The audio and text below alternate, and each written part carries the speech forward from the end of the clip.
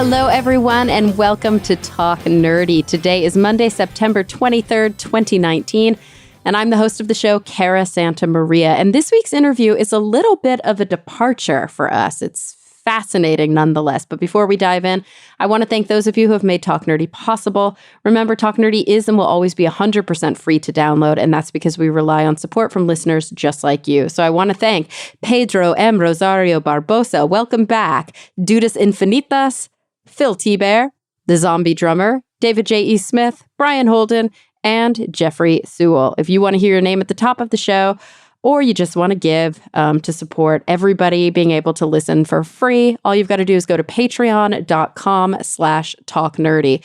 Remember, there are other ways to support the show, including visiting talknerdymerch.com, where you can find a bunch of cool Talk Nerdy swag, including all sorts of fun things with Science Killer on them. Yes, that's my dog. Yes, I have merchandised my dog.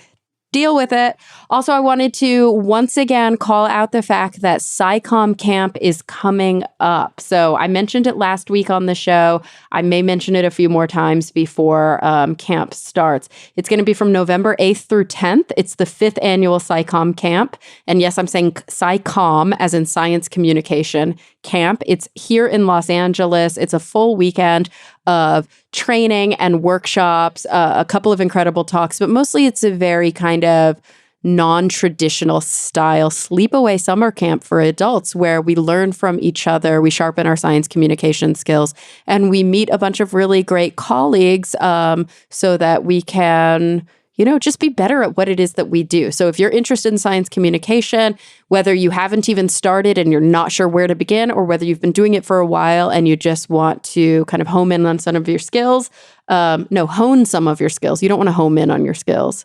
That was a science communication blunder right there. You want to hone your skills. You should come join us at SciComm Camp, November 8th through 10th, 2019. Go to scicommcamp.com, SciCommCamp, scicommcamp.com to register and learn more.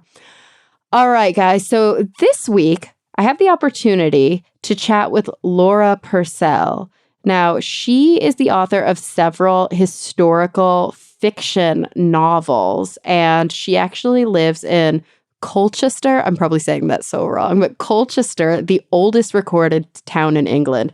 She's super interested in like the darker side of royal history. And I know it's a departure because it's not a science book, but it actually has some really cool science undertones to it. So I had the opportunity to talk to her about her newest book, The Poison Thread, a novel. So without any further ado, here she is, Laura Purcell. Well, Laura, thank you so much for joining me today. It's nice to meet you. Absolutely. So we are going to talk about your new book, not as new. It's newer here in the US than it is in the UK. The Poison Thread, a novel. And of course, you've previously written The Silent Companions. And this is going to be a little bit of a turn, I think, for the podcast. And there was just something very compelling about The Poison Thread when I got it in the mail. So obviously, I have authors on the show all the time, and I get a broad range of books from publishing houses across my desk. Most often it's nonfiction. Most often it's science. That's the stuff we usually talk about on the show, whether it be about, a species that's endangered or a plague or earthquakes or tornado. I don't know. We talk about a lot of things. And then this novel came across my desk and I started reading up on it, and I was like, ooh, forensics and Victorian science and psychology and murder and intrigue, and how fun. So I was like, I have to get her on the show. Superstition versus science in the Victorian era, I think. Oh, gosh. And really, how did we define science? What was science? I mean, we did have the scientific method at that point, but we were definitely not, there were a lot of gaps in our understanding. I think that's a good way to put it. Yeah, I mean, that's what I find so interesting. Like a lot of things that were really accepted as hard scientific fact, we now laugh at today. And it does make you think in the future, what are people going to laugh at us for believing? Mm-hmm. And what kinds of traditions and rituals are they going to laugh at us for thinking are so barbaric, you know? It's so Oh, funny. yeah. We look back at treatments from this era and we're like, oh my gosh, they thought that would cure that.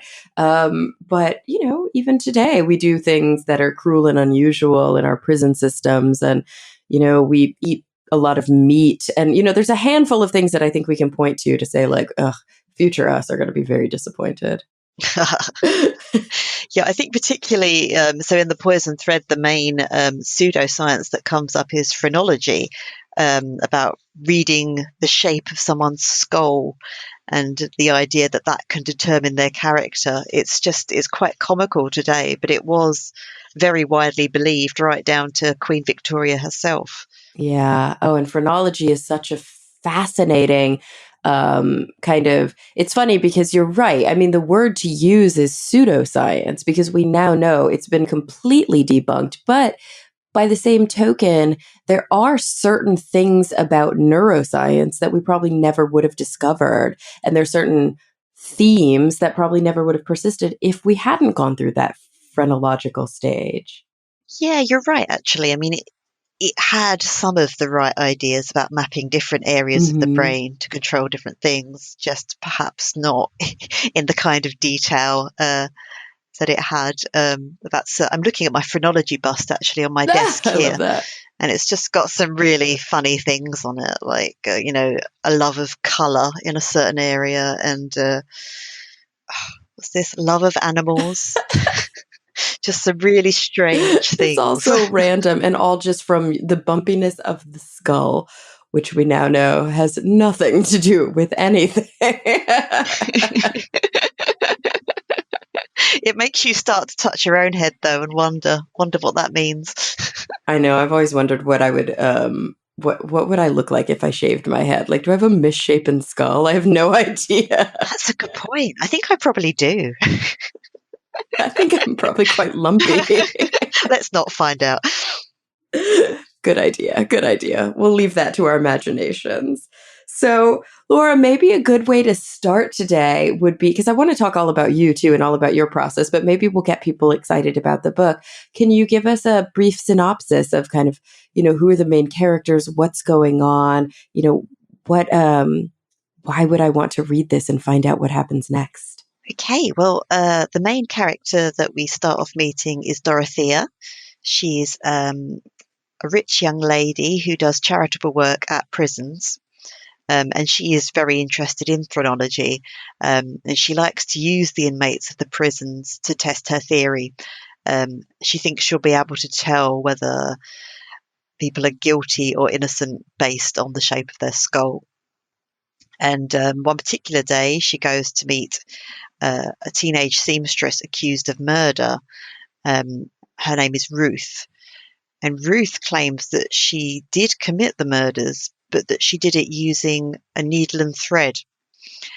Ruth believes that there's a power, a supernatural power inherent in her sewing, um, which of course Dorothea thinks is complete nonsense. But as she sets out to hear Ruth's story and try and disprove it, she starts to question things in her own life and her own theories on science. Ooh, so yes, it really does kind of bump up between this science and the supernatural, and kind of how did we know what was real in an era where the scientific method was in many ways still kind of fledgling? Yeah, that's something I really wanted to capture, because I think in a lot of books they have this superstition versus science argument, but I really wanted to play with the idea of what if the science was as outrageous as the superstition. So there's these two very desperate but kind of crazy ideas trying to mesh together. But the interesting thing about the Victorian era in particular is that things were developing so fast that it was very hard for them to tell what was sort of real discovery and what wasn't. That's how all the sort of spiritualists became very popular, because people were thinking, oh, if I can wrap a telegram across the ocean, maybe I can wrap a message to the dead. There's just so many ideas swirling around. I think it's just a really interesting time. Oh, yeah. I mean, it really does kind of remind you of that famous quote, who I can't attribute to anybody because I have no idea who said it, that any sufficiently advanced technology is indistinguishable from magic. And when you have these developments that are rapid and you have a people who are not all literate, or a people who definitely, only know what science they can know because that's what people thought at the time. Um, it's confusing, right? This is the era where people are trying to measure the weight of a dead body right after you pass to see if they could capture the soul. This is the Yes, era of like bloodletting and like, really interesting treatments. So how are they supposed to know the difference? absolutely. And I think we're often very quick to judge the past. But like you say, you can only really know what you're taught and learn via experiments. So it was particularly interesting for me to play with these female characters as well, because they wouldn't have had the same education as the males of the time. Their scientific understanding would be different to a male character. So that was another good thing to explore. Yeah, that's a really interesting concept to me. I think sometimes we think of, you know, the patriarchy, we think of feminism, we think of gender roles, and we cast a modern idea because we still struggle with these issues in modern society. And I think we all know that it's been a long time coming and a long historical struggle.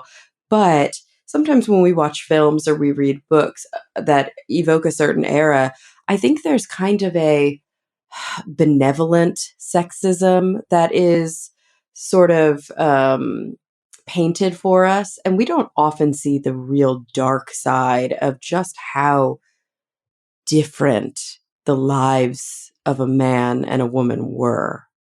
Yes, that's very true, because I think it just goes down on such a deep level that you don't think about. Like you say, just what you're taught and how you process your thoughts will be completely different based on how you've been raised and how the society has treated you.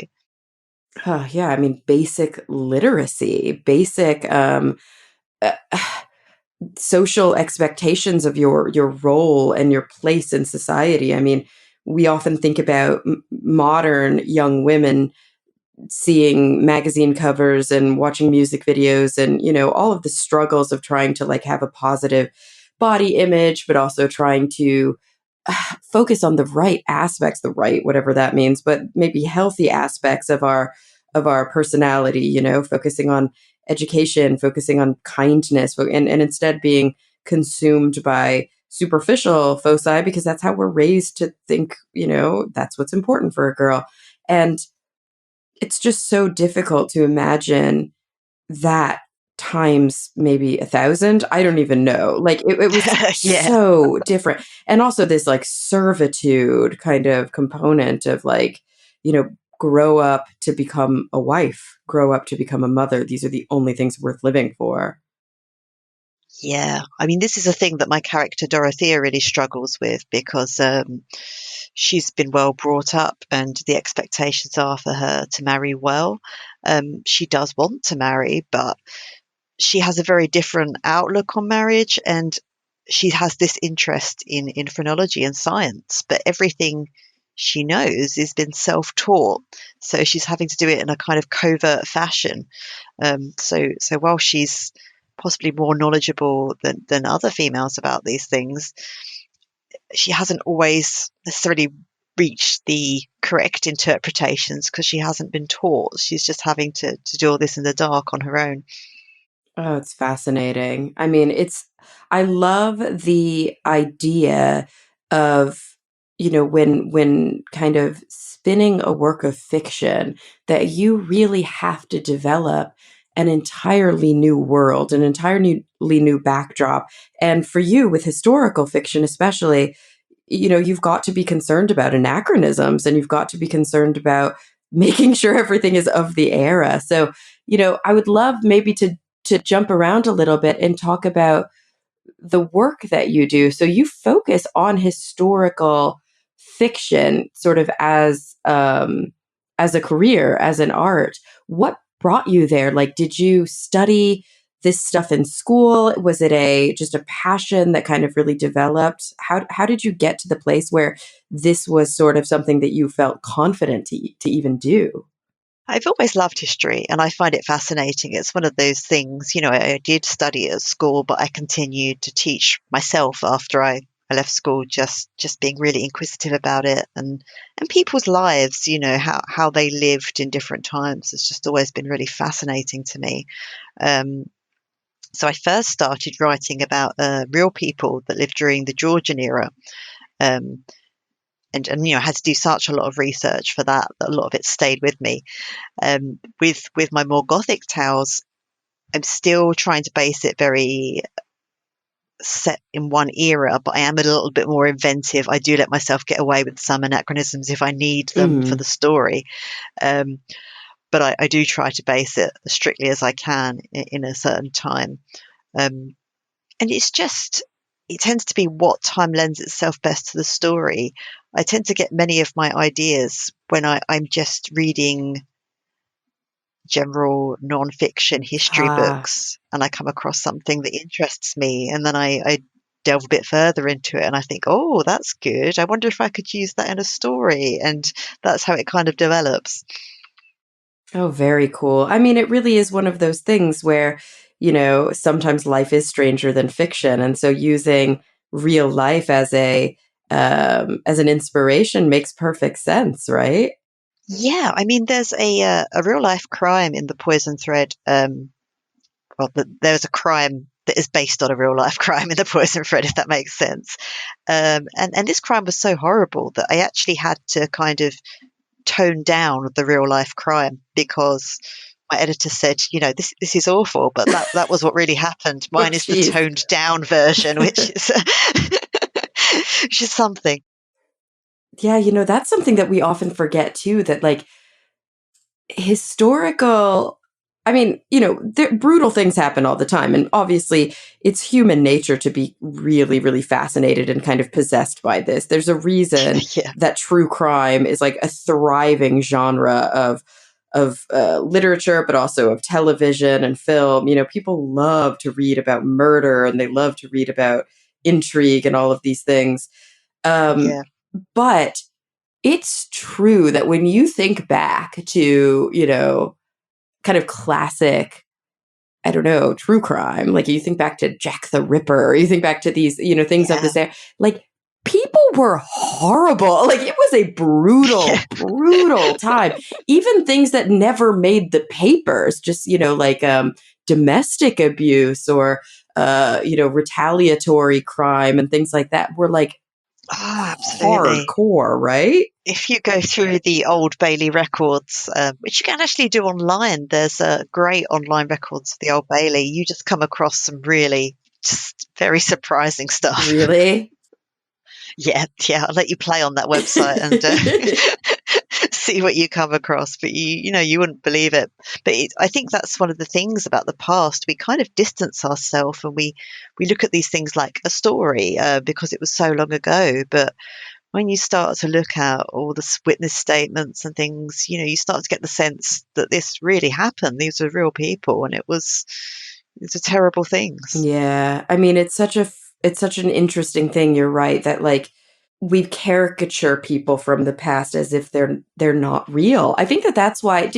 I just watched on an airplane. I like live on airplanes, which is so sad. But I just watched finally the film The Favorite. Have you seen it yet? Oh, I love Oh my that. gosh. Yeah, it's really good. It's so good. And I think one of the reasons that it like felt very kind of modern and really spoke to me in a way is that they made the characters have like a wit about them and a way that they speak that translated to a very modern era. Like they were talking about sex and they were talking about, they were covering up their secrets and not in a weird kind of distant proper way, but they were real people. And I don't know, there's something about that was actually probably in a way, I think everybody said it was very stylized and it was a very specific choice, but honestly, it was probably more accurate than most historical films.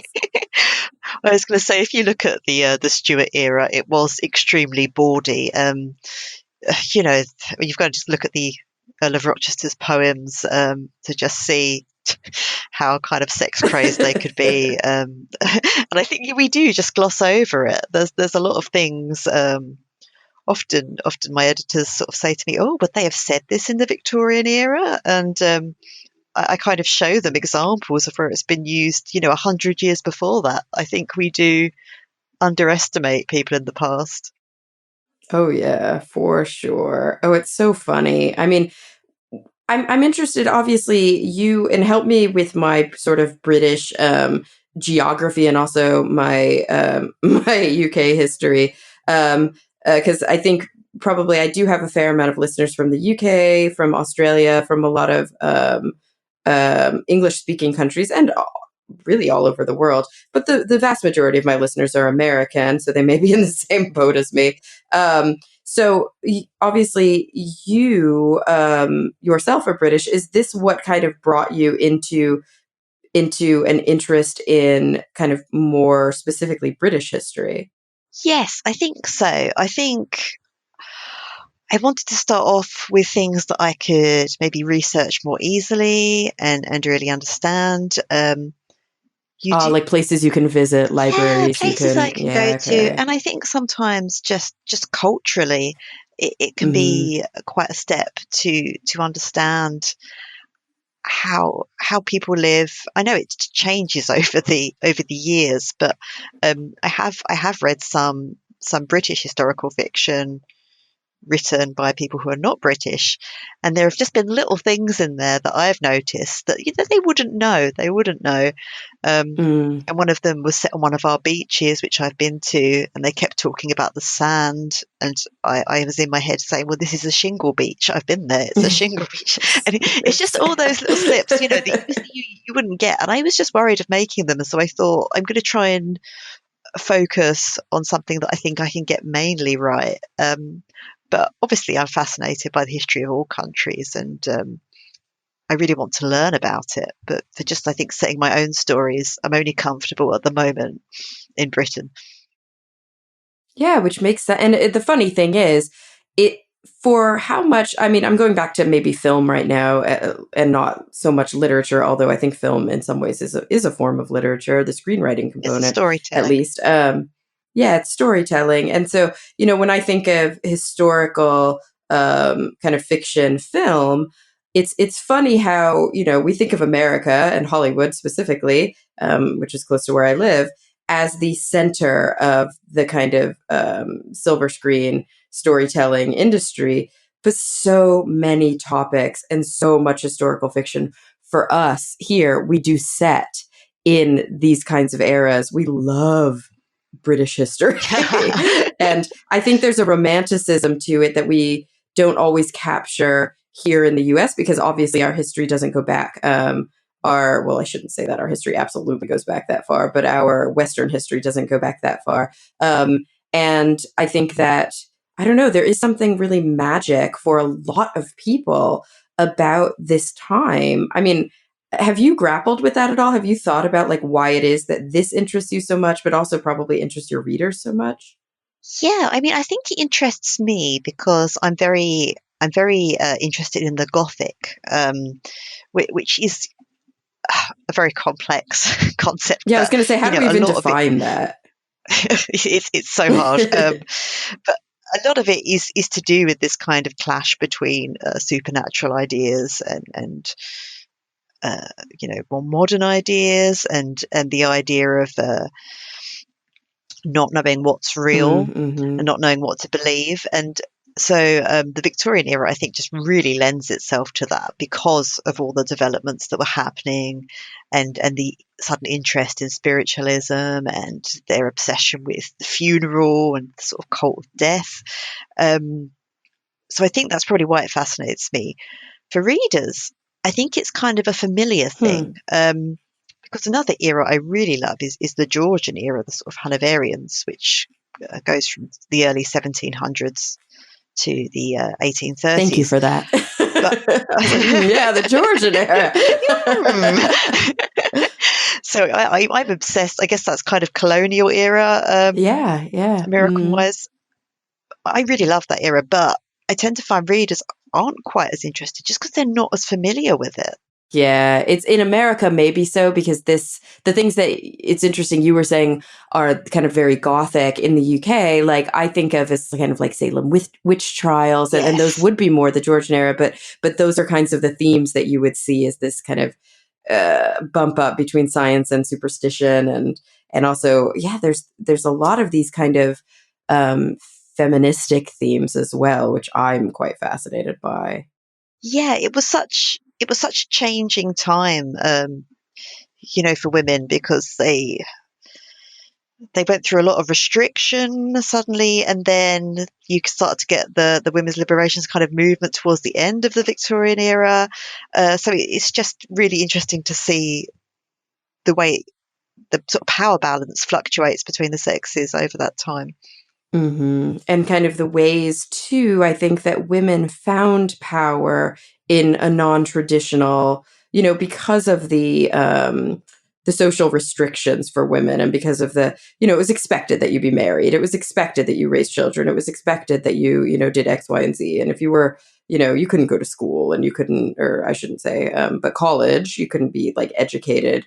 At a certain level or hold certain posts. And so women found ways to do these things, and they found ways to be innovative in the within the constraints that they were given. And I'm always fascinated by the stories that show the cunning of women. And like you said, I mean, this really comes back to the poison thread, even given that, we are products of our time and of what we are sort of quote unquote allowed to do. So your main character was obviously quite clever, but also in many ways constrained by what she could know. She could only know what she could know. Yeah, exactly. And also her wealth had a lot to do with it as well, because she was able to sort of buy the books to teach herself the things she wanted to learn. Um, but I think what I really enjoy from studying the era is finding the amount of women that did rebel and did find their own little strange ways to go in life against the norms. We tend to have a view of Victorian women as very meek and swooning, and no doubt some of them were, but there were a lot that really weren't. I was just reading recently, I've forgotten her name, but it was about a lady in the 1880s that had a pet jaguar that she'd like to walk on a leash through the London parks. And you just think, well, these women did exist, they were out there. That's amazing. And it's actually interesting that, I've come across quite a few writings about women of the era who were really in many ways the earliest entomologists, that actually keeping insects and studying insect life cycles and understanding them was kind of like an okay thing to do in sort of posh culture. And so there are all these women who were actually some of the best contributors to our understanding of naturalism. That makes sense. Yeah, And because botany as well was very botany. acceptable. And it kind of was like men wouldn't they wouldn't be bothered with these feminine sciences. And so now you look at so much of what we understand about insects and about plants is because of women who never got credit, but of course did a lot of incredible work at the time. Yeah, and I have no doubt it's the same with many sciences. I don't really know enough about how phrenology developed onto actual useful scientific information that we use today, but I'm sure there were women involved in that, but you Mm. just don't really hear of them. You don't. And one of the ways that we know women were involved is that women were often the subjects, because, of course, Yes. our our biology was not well understood, our psychology was not well understood, and so you look back at these diagnoses of hysteria, and everything was tied to the Yeah. uterus, and everything was very, God, it was so sexist. I mean, we know so much more, but it's crazy how much there's a holdover from that, like how much people still will say to a woman, you're being hysterical, and not understand Yes. the oppressive, like, historical context of that. No, and you wouldn't, would you? It's only something when you start looking into the history that you discover. I think it's one of those things, people know generally that women weren't treated great in the past, but the more you look into it, the more you see how deeply psychological and entrenched it was in the whole society, and that we've still got hangovers of that today. And so tell me about some of those kinds of themes. I mean, this is really interesting to me. Was this something that you really focused on in your book? Is it something you really wanted to weave in? Is kind of the inequity or the sort of, I don't know, the femininity of psychiatry at the time, if that makes sense? Yeah, I guess. So here in the UK, the title of the book is The Corset. Um, because my character Ruth does work as a corset maker, um, and I really liked this idea of this kind of this restrictive garment, something that would make that was restrictive, but then to some extent it was very feminine and could be owned and sort of used as a sort of feminine armor. So I wanted to kind of explore those themes around being restricted and finding expression.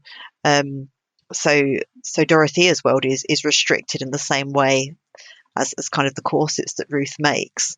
That was my plan. Oh, I love How well I've that. succeeded at that, I don't I know. love that. And you know what? It's so funny. I never even thought of that when it comes to a corset because they are, quite uncomfortable. I've worn one before and they're with the boning and they're very tight, and I've never worn one from like that era where you literally were trying to shrink yourself down and you could hardly even breathe. Um, but there is an armor to them. There is kind of a warrior component, kind of a strength. That's it. They're very tough, Yeah. and most women at the time wouldn't really have viewed them as we view them today.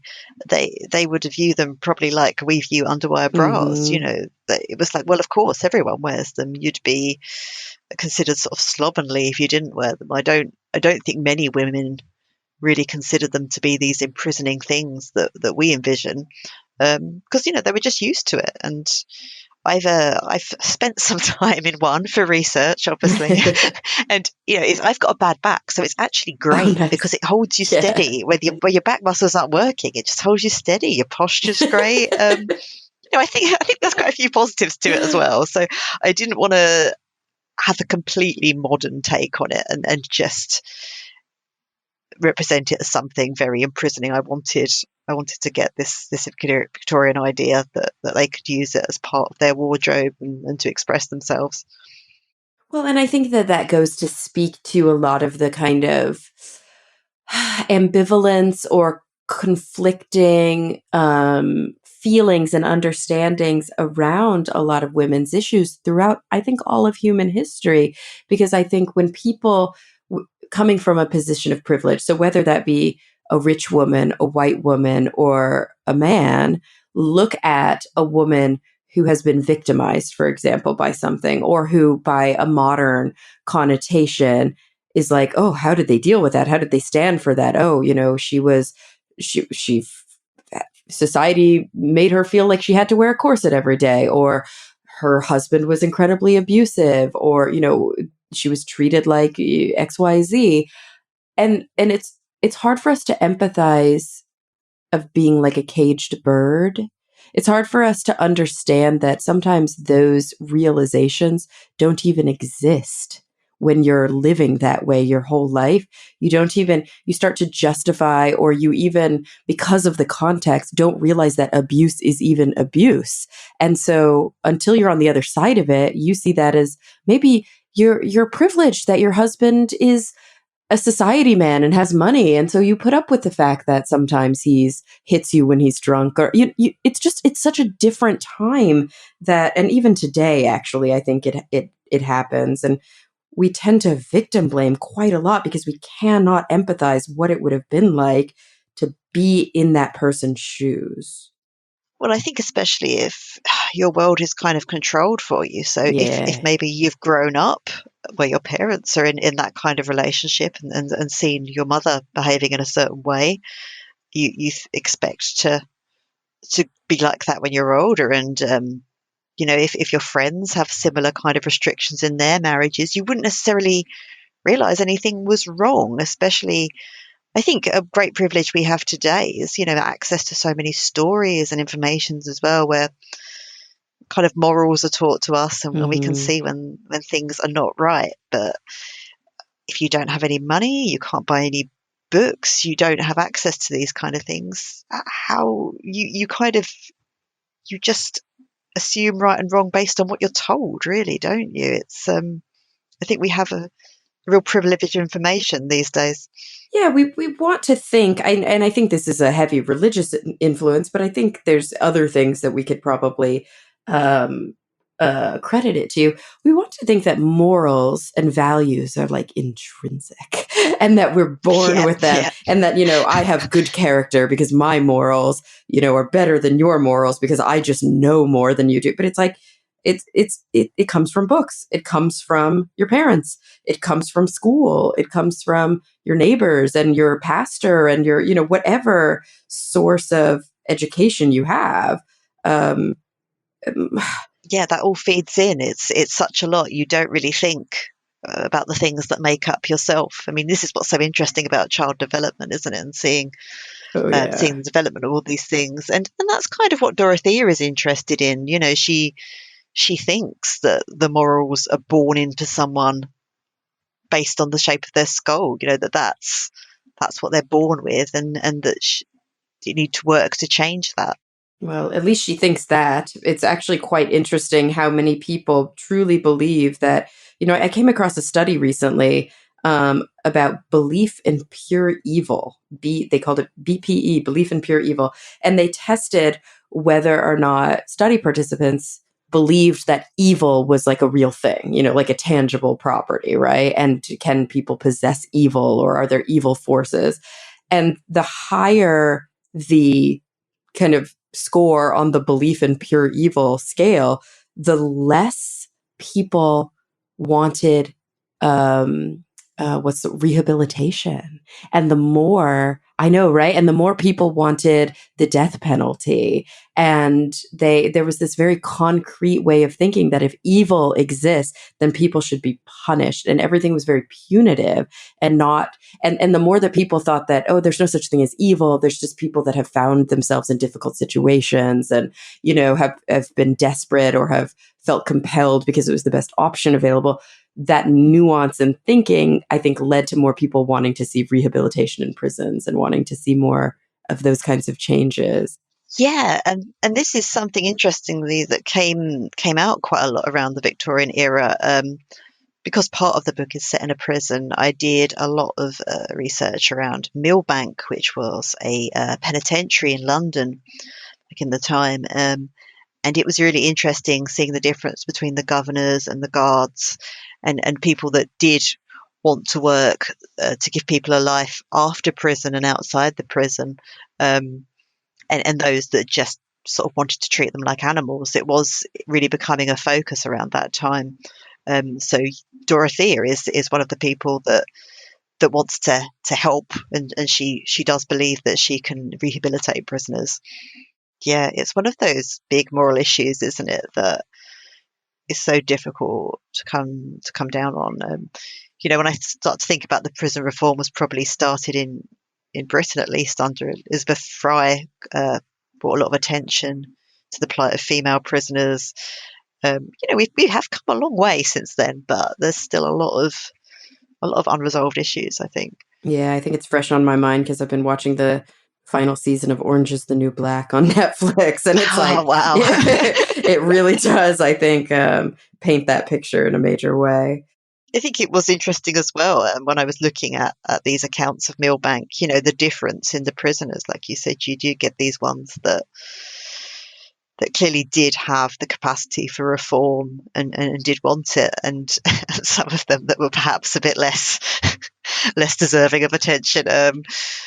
Some really interesting characters. It's really interesting to look back that far, and still kind of recognise some sort of modern characteristics in people. Yeah, isn't it funny? I mean, we often forget. I think we talk about this sometimes on the other podcast I work on the Skeptic's Guide to the Universe, when we talk about paleoanthropology, because stories will come up. We cover news items in the sciences, and so stories will come up about early human migration or tool use or diet and stuff.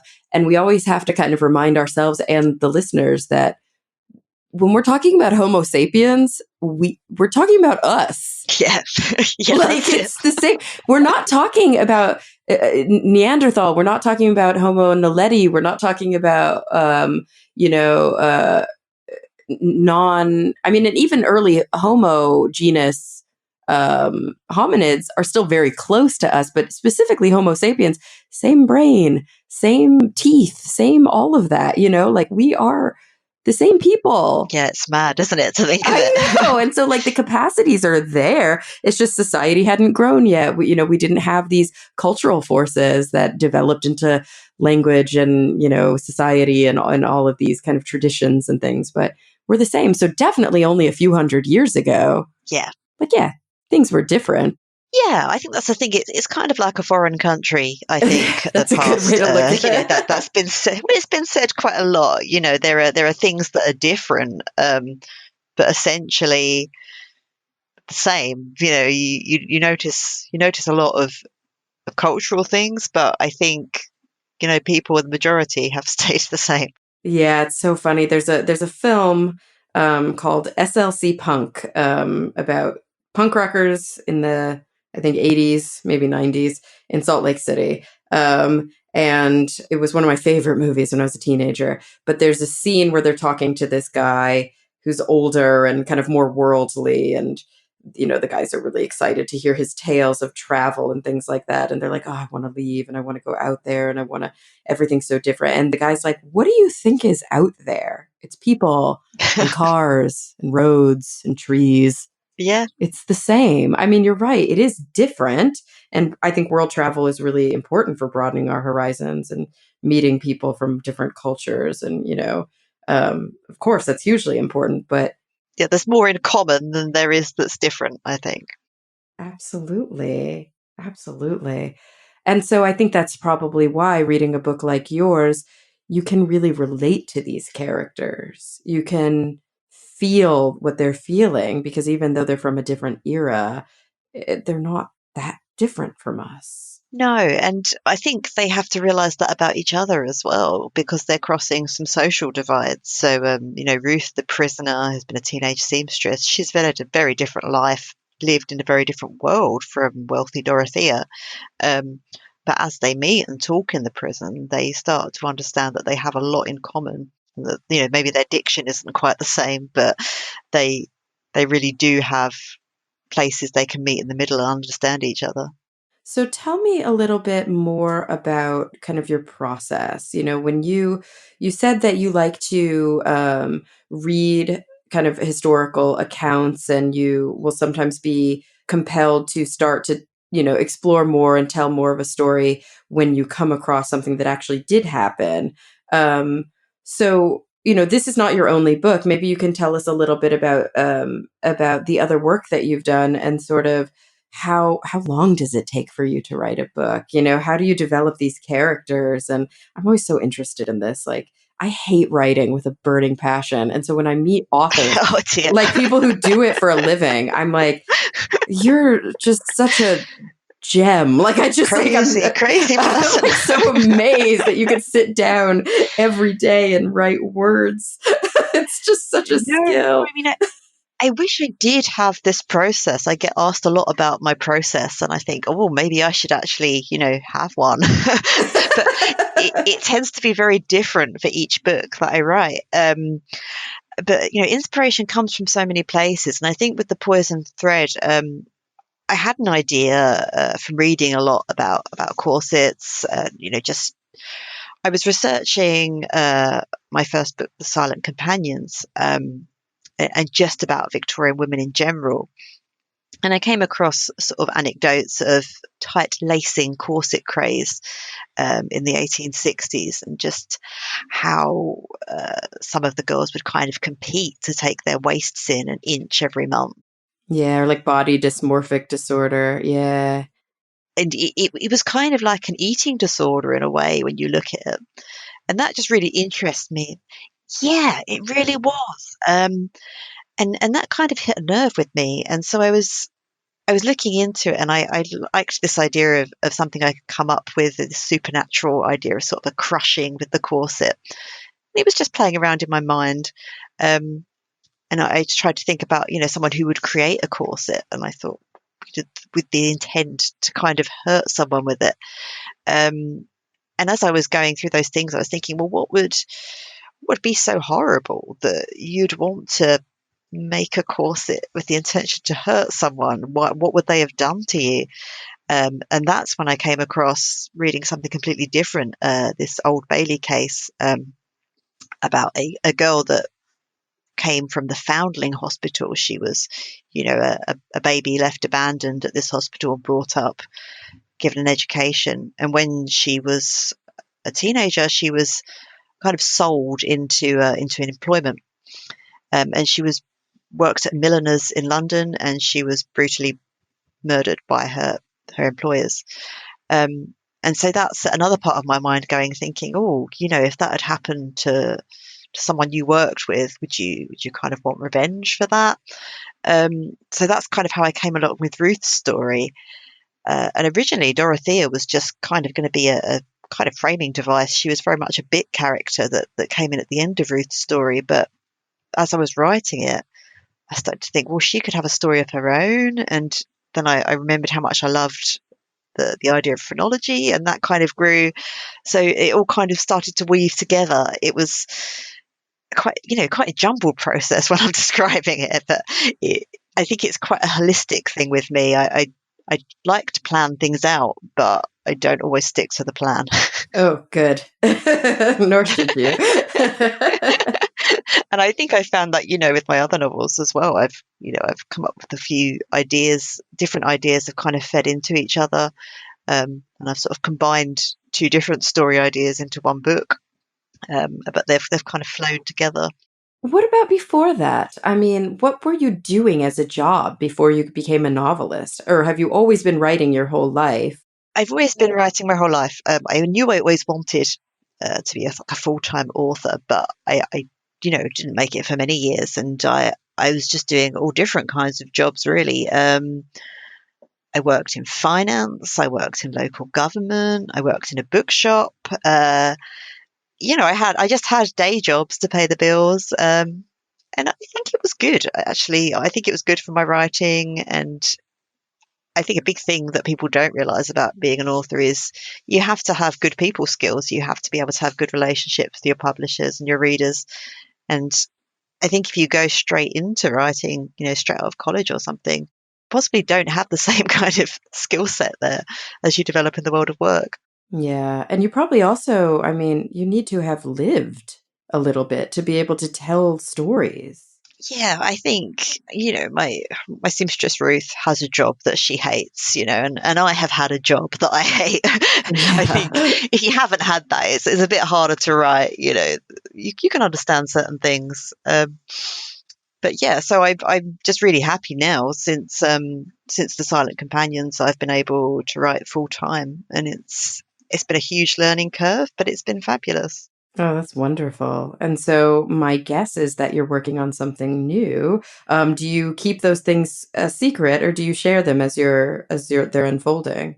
Yeah, well, I can share them with you because I've recently signed another contract with Penguin for my next two books with them. Oh, that's exciting. Yeah, my next book is coming out like next month in the UK, but it's not going to be in America till June next year, I think, June 2020. Oh, so you've finished this book already. Yeah, yeah, I'm always working about 3 years ahead. Yeah, right? So this book is called Bone China, and it was inspired by a real history, but it was actually an American story that I've moved to England. So I don't know if you've heard of Mammoth Cave in Kentucky. I have. You have. So do Yeah. you know about the people suffering from consumption that lived there? There was a doctor whose name escapes me now that I've been put on the spot. he moved loads of people suffering from consumption, like tuberculosis, to this cave because he thought that the air would Hmm. cure them, that it would be good for them, the climate and the air. But obviously, as we now know, that didn't work, and they died quite horribly. And he himself ended up dying of tuberculosis too. And I loved that idea, so I've moved it here to England, to Cornwall, to have a consumptive colony in the caves, with a medical experiment that all starts to go a bit wrong. And Ooh. then 40 years later, a young lady comes to work as a maid in the same area, just above the caves. And strange things start to happen, and she thinks it might all be linked to what happened down there in the caves 40 years ago. Ooh, fun. Oh, I love that. I I have to know, like, I mean, I don't know. I have to know, like, I doubt you know this answer, but maybe we can pontificate a little. Why do you think that, like, medical, kind of violent, creepy um, stuff like this is so fascinating to us? Like, why are we just like eating it up like candy? Yeah, it's a bit messed up, isn't it, It when you kind think of about is. it? I have to think that myself. I'm like, oh, I wonder if there's something kind of cathartic about it, that we can kind of let all our fears out by watching them play out in a fictional space. Or Yeah, like it's a safe way to be macabre or morbid. yeah, I think it is. And, as far as we've come with medical science and everything, we haven't conquered death. Death is something that everybody needs to come to terms with in their own way, whatever their beliefs. And I think stories like that help us to sort of process it and go Yeah, through it. I think you're right. But then there's also the idea that I sometimes love a good horror story when I'm having a bad day, because I think at least my life isn't this bad. At least I'm not being haunted by some strange beheaded ghost. So maybe there's part of it too. And do you watch a lot of horror films? Like, do they inspire you? Yeah, I do like horror films. I've always been a little horror movie fan. And I think, like you were saying earlier, I think visual storytelling can be very inspiring and just different, and feed into different thoughts in the way you develop a story. Um, so yeah, I do enjoy them myself, but I've got such strange tastes. I will love a gory horror movie and then go and watch a romantic comedy. It's I I think I have very eccentric tastes. They differ a lot. I love puppies and Disney movies, but also things about murder. Oh my gosh, you're speaking my language. Like, I always tell people, so on my Instagram, I follow like a lot of puppies and a lot of Yeah. pathology accounts. So I always tell people, like, my Instagram is just all dogs and dead bodies. Which Oh, is that's like brilliant. so strange. But yeah, I mean, and the thing is, if you weren't eclectic, it wouldn't come, the eclecticism, is that a word? Maybe. Maybe, whatever. That's poetic license for you. That comes through. It comes through in the writing, and that's so important, right? It's so important that you have varied interests and varied um, kind of compulsions, because then they start to tell a more thorough and kind of different tale. If I think sometimes people who are so singularly focused on one thing, people who are so desperately passionate about one thing, as much as it's a really cool aspect of them, it must be a bit limiting. Yeah, I think so. And I think, especially in the publishing world, we're very eager to separate things into genre, and say, is it a Hmm. crime book? Is it a horror book? Is it a romance? Whereas I think really we enjoy stories that have elements of all of these things. Yeah, but then your publisher is like, what's How do I market that? Yeah. label I put on the back of the book? But I think we end up doing that to people and their interests as well. We sort of say, because you follow these puppies on Instagram, why do you love these stories about gruesome murder? Yeah. Whereas people are a lot more complicated than that. Yep, it's true. And they balance each other out. I mean, it makes sense in my head. Yeah, it does. Totally. You got my stamp of approval anyway. I love it. Gosh, well, Laura, this has been such a fascinating chat. I'm so excited about. Do you think that the book? Well, I guess you don't know yet what it's going to be called in the U.S. Do you think it'll keep the same title, Bone China? It's such a good title. I think so. I do like that title. Yeah. I haven't heard yet, but I presume it will. I will keep you updated if I hear anything different. Absolutely. Don't you? Isn't it funny how sometimes a perfectly good book with a perfectly good cover and a perfectly good title, depending on where it's first published, has to be changed for another market. I think it's just to justify that division. I think It they is need to justify strange, their but I think, job. the markets are sometimes different. That's true. Yeah, it's been really interesting. When I come over to the US and I see sort of book covers and I'm like, oh, that's strange. It Hmm. looks different to me. But And then we say the I same think thing. Yeah, like when our book came out, exactly. the Skeptic's Guide book came out, the British cover, we're like, oh no, like why is it so like the American one looks like an old dirty textbook with all this texture, and then the British one is like really really bright with these big block letters and a lot of contrast, and it's so different. But you never know. Like we actually got an email the other day from somebody complaining about how ugly our book cover was in the American Wow. version. I know, they were like, I got it in the mail and I sent it back because I thought it was scuffed. And then they told me that's what it's supposed to look like. Why would you do That's that? so funny. That's so funny. Like, okay. Yeah, I think it's such a subjective thing, really, isn't it? It really is. So is my version of the book, The Poison Thread, right? Because it's a different title, you said. It has I have the paperback, so it's probably even got a slightly different cover than the hardcover. So it's got the needle and thread and a blood drop, and then a couple other blood drops kind of on what looks like to be parchment. And they look like real blood. They're well done. Yeah, it's really good cover, isn't it? I Yeah. really like that. I think I've been so lucky in all my books. I've loved both my US and UK covers. They've been very different from each other, but I've loved both of them. So yeah, there's some great design work going on at Bloomsbury and Penguin. Nice. Very cool. So, okay, Laura, when I close out my podcast, I always ask my guests the same two questions. And they're very big picture questions. You can attack them from any angle you like. But as a novelist, I'm especially excited to hear what your answers to them are. So, here we go. Get ready. All I'm right. ready. Yes, I want you to think about the future and think about it in whatever context is kind of relevant to you right now. So it could be your work, your life, or it could be beyond you. It could be, the future of the country, the future of the planet, the future of humanity, or the future of the universe.